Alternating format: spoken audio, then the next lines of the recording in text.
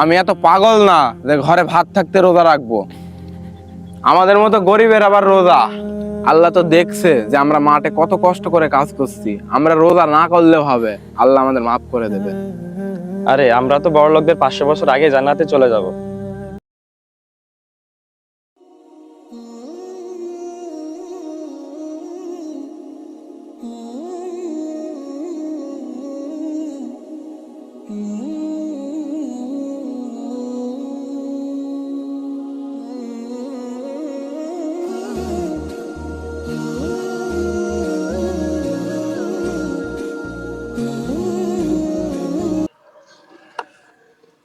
এরকম হেল্পার আমি এর আগে একটাও পাইনি।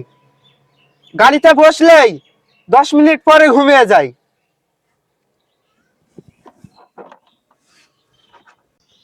এ সাইয়েদ, সাইয়েদ, সাইদ দেখ তো পিছনে কেমন একটা শব্দ করছি। নাট নাট খুলে গেল কিনা দেখ। আচ্ছা ঠিক আছে উস্তাদ, আমি দেখছি। তাড়াতাড়ি যা।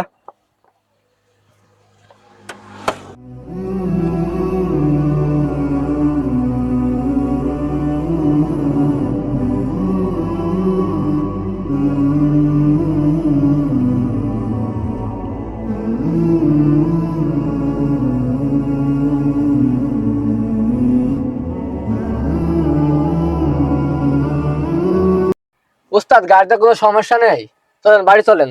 গাড়িতে সমস্যা নেই এটা তো আমি ভালো করেই জানি। তুই সারাদিন ঘুমাস তাই তোকে একটু খাটিয়ে নিলাম। এটা করতে পারলেন আমার সাথে উস্তাদ? তো কি করবো, তুই সারাদিন ঘুমাস কেন? উস্তাদ গাড়ি একটু জোরে চালান, একদিন পর থেকে রোজা শুরু হয়ে যাবে। আমাকে আবার রোজার বাজার করতে হবে, আমার বাড়িতে সবাই রোজা থাকে। শোন সাইয়েদ, সকাল সকাল বাজার করে নিবি। প্রথম রোজায় গাড়ি লোড হবে ঢাকা। ঢাকা থেকে ওই দিকে লোকাল টিপ মারবো। একবারে কাপড় চোপড় নিয়ে বের হবি। প্রথম রোজায় বের হব আর 27 রোজায় বাড়ি আসবো। শোনেন উস্তাদ, আমি এই টিপে যাবো না, আপনারা নতুন হেল্পার নিয়েন। আপনি এমন একজন মানুষ, কোনোদিন ঈদের নামাজটা পড়েননি। আপনি কি মুসলমান? সারা জীবন শুধু টাকার পেছনে দৌড়ালেন। আমি হুজুরের মুখে শুনেছি এই রমজান মাসটা আমাদের জন্য অত্যন্ত একটা গুরুত্বপূর্ণ মাস। এই মাসে আল্লাহ তাআলার বন্দেগী বেশি বেশি করতে হয়। গত বছর আপনার সাথে যাওয়ায় আমি একটা রোজা করতে পারিনি। আমি এখন থেকে মাঠে কাজ করব, তো 1 মাস রোজা রাখবো।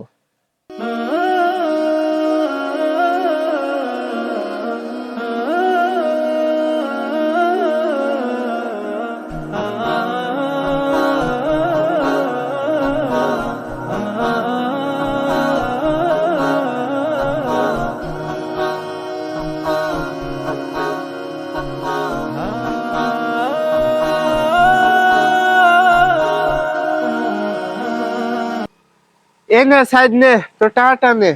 আর কাল সকাল সকাল ব্যাগ নিয়ে চলে আসিস। আমি বললাম না উস্তাদ আপনাকে আমি এই টিপে যেতে পারবো না। আপনি নতুন একটা হেল্পার নিয়েন। থাকেন উস্তাদ, চলে গেলাম। আচ্ছা।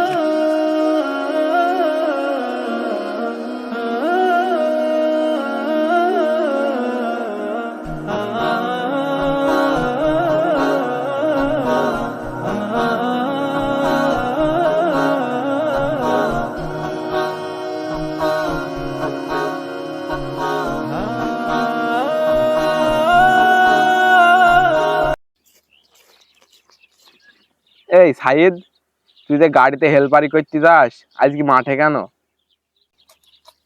ভাই আমি রমজান মাসে 1 মাস রোজা রাখবো, সেজন্য গাড়িতে যাইনি। শালার ভাব দেখো, গরিব মানুষ রোজা রাখার জন্য গাড়িতে যায়নি। আমি এত পাগল না যে ঘরে ভাত থাকতে রোজা রাখবো। আমাদের মতো গরিবের আবার রোজা। আল্লাহ তো দেখছে যে আমরা মাঠে কত কষ্ট করে কাজ করছি। আমরা রোজা না করলেও হবে, আল্লাহ আমাদের মাফ করে দেবে। আরে আমরা তো বড় লোকদের 500 বছর আগে জান্নাতে চলে যাব।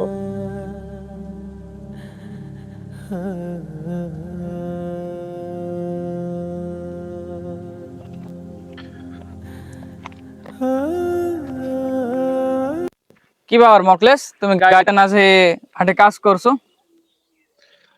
ভাই সাইদ গেল না তো, অনেক খোঁজাখুঁজির পরে একটা লোকও পালাম না।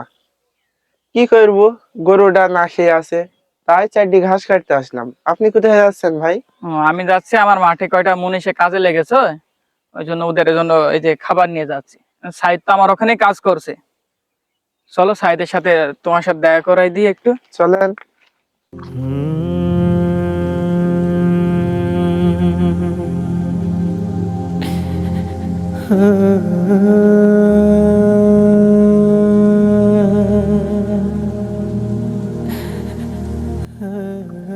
কি ব্যাপার সাইদ, তোমরা কি নিয়ে ঝগড়া করছো?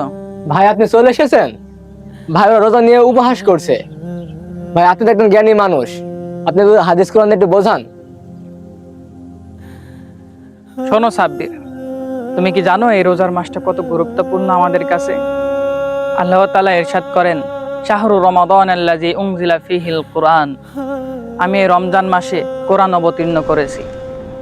আল্লাহ তাআলা আরেক জায়গায় বলেন, লাআল্লাকুম তাত্তাকুন। তোমরা রোজা কেন রাখবা? যেন তোমরা মুত্তাকি বা পরেজগার হতে পারো।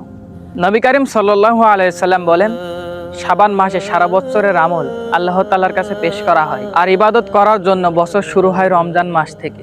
আল্লাহ তাআলার ইবাদত করার জন্য, উৎসাহিত করার জন্য আমাদের কিছু অফার দিয়েছে। যেমন কোনো দোকান ওপেন করার সময় 50% অফার দেয়।